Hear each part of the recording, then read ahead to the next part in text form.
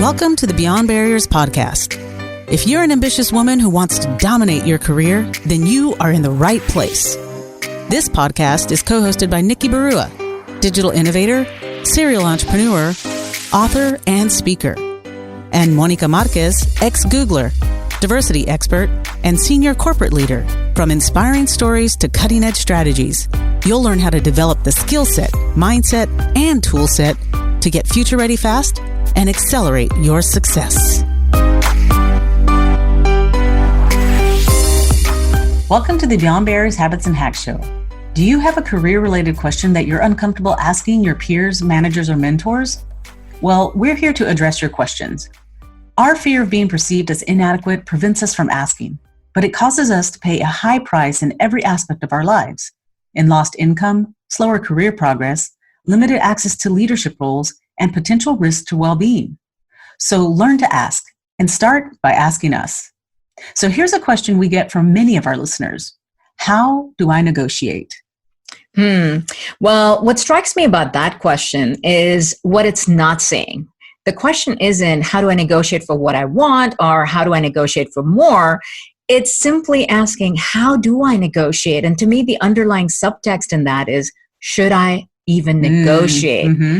And well, the short answer to that is yes, absolutely. Mm-hmm. You should always negotiate. Mm-hmm. But what the bigger question really is in that is why do you assume you can't? Mm-hmm. Now, if you don't have the skills or the experience, then by all means, focus on getting the skills and then come to the negotiating table. You should never feel entitled to things that you haven't earned yet. Mm-hmm. But if you do have the skills, if you have the experience, the passion, the commitment, and you know you will absolutely deliver outstanding results, then you owe it to yourself to get what you're worth and what you deserve. Mm-hmm. So now that we're clear that you should always negotiate, yes. Let's talk about how to negotiate, whether it's for a new job or a promotion.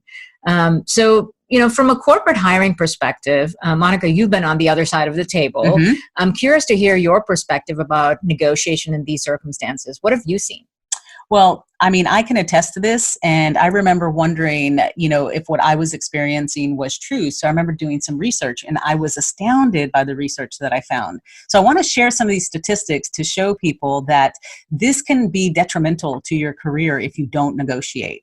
So research suggests that 20% of women never negotiate at all. And like I said, I can attest to that. I mean, there were countless times as a recruiter that we'd extend an offer and the women would just accept it on the spot. And 9 times out of 10, when I would extend an offer to a male, he always came back with a counter. And so I don't know what it is, but women just never wanted to negotiate.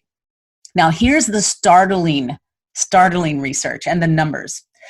A woman who opts not to negotiate her salary upon graduation gives up about $7,000 in her first year. And over the course of a 45-year career, will lose between $650,000 and $1 million. Wow. That's a house. That's a mansion. Yes. That's not just a house. It's $1 million crazy. mansion is what you're leaving on the table when you simply start off at the wrong starting salary. Exactly. Right? When you don't negotiate your first job, when you don't start off with the right compensation, you end up losing a mansion over the course of the year. Yeah, if you don't recoup it somehow. And so the researchers, and one of them was a Harvard research, they started asking and polling men and women what do you think about negotiation? And men saw it as some fun, competitive, winning a ball game kind of analogy. A fun experience. Exactly. And women most times categorized it as going to the dentist. And so as you can see, it's a painful experience. Exactly. Nobody wants it. So they shy away from it. So that challenge of the difference in perception about negotiation is what often prevents our desire to even engage in it. So as you can see, our attitude towards negotiation, how we feel about it, whether we think it's going to be a fun experience or it's going to be a painful, horrifying, traumatic experience, right, exactly. prevents us from even engaging in the conversation but the impact to that over the course of a career can be really exponential, because the gap is relatively small at the start, but over time it starts to get wider and wider, which means it gets harder to make up for that gap, and the negotiation actually gets more complex over time.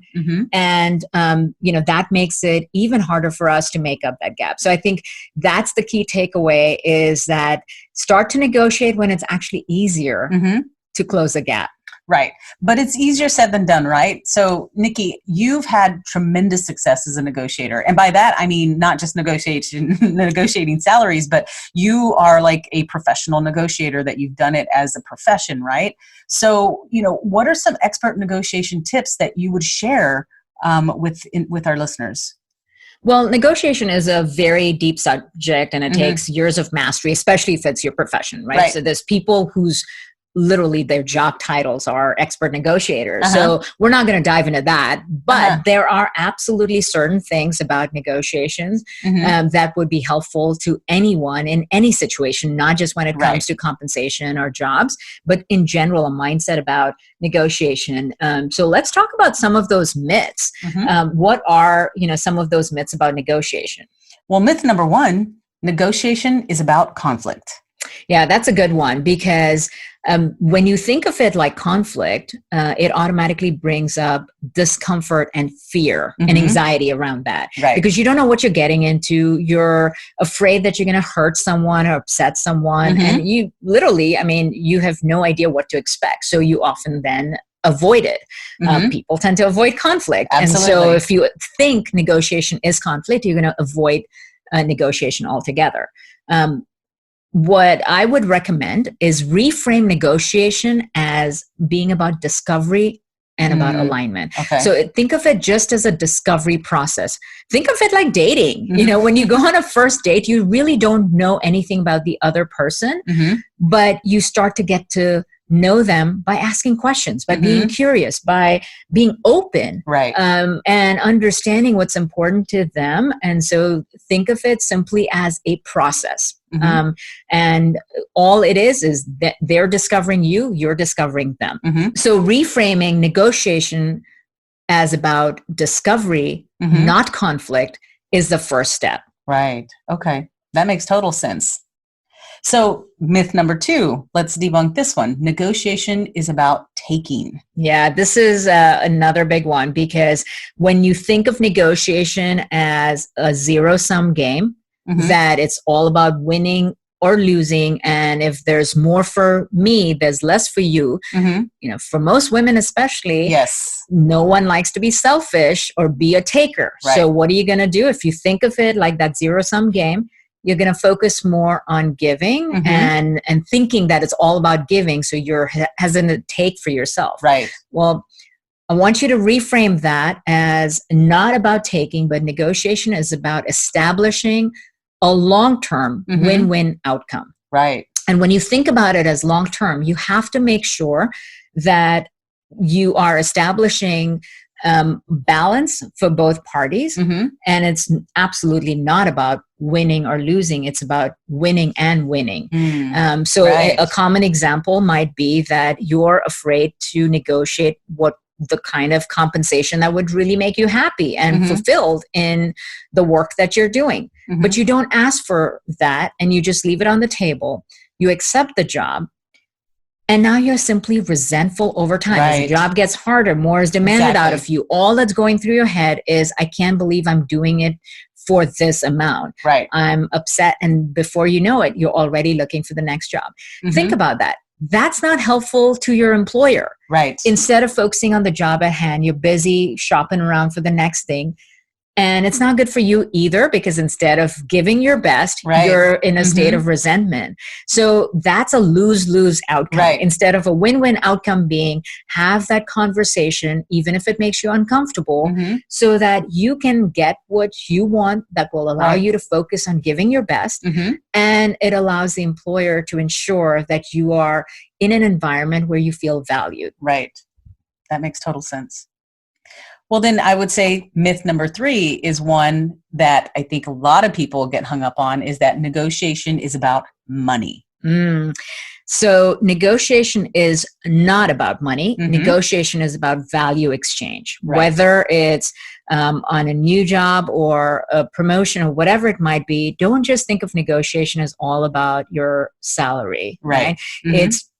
It can be about anything you value, whether it's your title, where you work from, what your responsibility entails, getting more PTO, or getting reimbursed for education, or when you are eligible for promotion, working from home, getting a sponsor assigned, being able to attend conferences. There's so many things that you could do Yes. within that. Exactly. I mean, I think that's the most important key takeaway is that for our listeners is that you don't focus on the salary, because I'll tell you, as a corporate recruiter, salary ranges can be fixed, and they are, depending on the role and the level that you are vying for.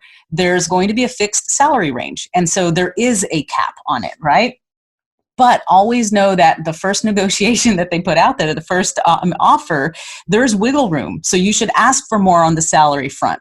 And if they can't move that much anymore, then you need to focus on the whole package, on the whole compensation, and really thinking about, okay, you could sit there and tell them, okay, I'm willing to accept a lower salary range if we can agree on the entire compensation package. And that can include, like you said, more time off, flexibility, where you're working from.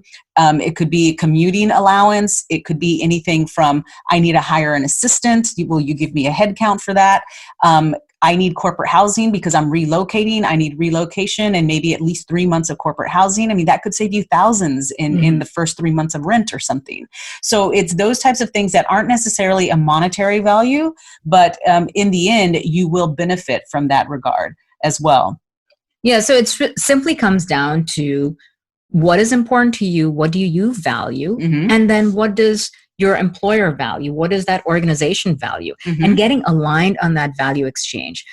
But in order to do that effectively, you have to know what's important to you. You can't get something if you don't even know what you want. Right. And even more importantly, you have to know what the other party wants. Right.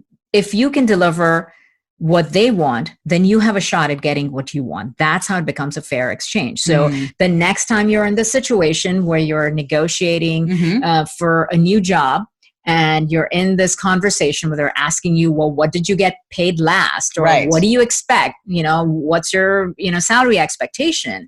Don't start off with just sharing a number based on what you last made and maybe 5% more. And I want to point out that there's a law now. You do not have to disclose what you currently make or you've made in your last job, because that was leading, where you may be getting underpaid. They take that number and they just bump it up a little bit. No. Right. A great way to handle that situation is simply to say, my last compensation was commensurate with my last responsibility in the role I held. Right. What I'm looking for now, is parity, market parity with the role and responsibility I'm interviewing for in this organization. Exactly. And simply flip it back to saying, what is, do you pay on par with the market? And most organizations will want to admit that they do pay on par or above market. Very few will actually say, no, we're below market, because that will not help them attract the best talent. So once you know that they do pay on par or above market, now you can talk about, well, what does that range look like? Where does the offer sit within that range, on the lower end, middle, or the higher end? If it is within that range, and if it still doesn't meet your expectations,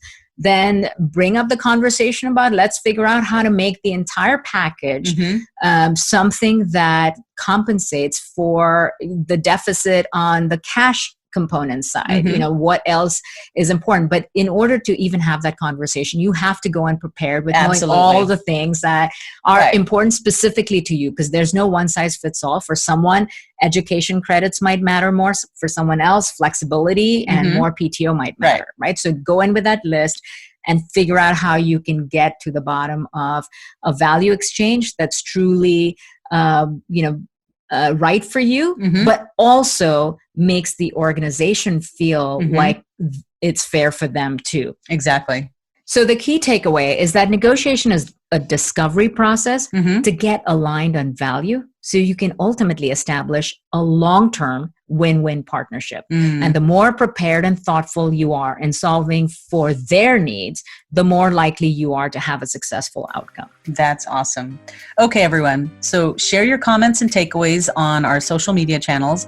And if you have a burning question, ask us. This is a safe space for you to get the answers that you need. Visit iambeyondbarriers.com, where you'll find show notes and links to all the resources in this episode. Thanks for listening. There are thousands of podcasts out there, and we are so grateful that you've chosen to listen to ours. Visit iambeyondbarriers.com, where you'll find show notes and links to all the resources referenced in this episode. And be sure to take the quiz on the website. Your score will tell you where you are, what helps you gain momentum, and what holds you back. You'll also get a free guide with cutting-edge career strategies. We'd also love to hear from you. Share your comments and topic suggestions on iambeyondbarriers.com. And we'll be sure to address them in future episodes. If you enjoyed our show today, please subscribe and rate the podcast, or just tell a friend about it. See you next episode.